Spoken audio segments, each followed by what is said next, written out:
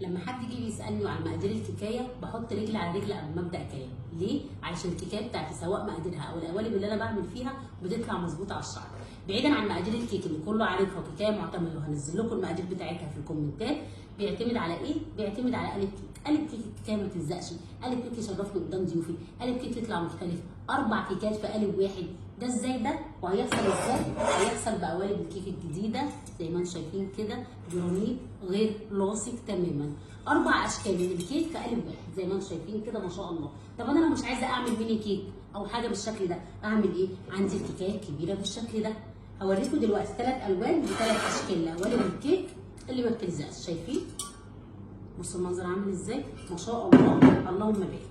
على فكره القوالب الكبيره دي ممكن استخدمها للكيك وممكن استخدمها للحادق. اعمل ايه في الحادق؟ نعمل فيها فراخ وخضار، فراخ وخضار وهي فيها الحاجات اللي في النص دي. ده اللي هتشوفوه ان شاء الله باذن الله في الفيديوهات الجايه. نستخدم قوالب الكيك في الحلو والحادق.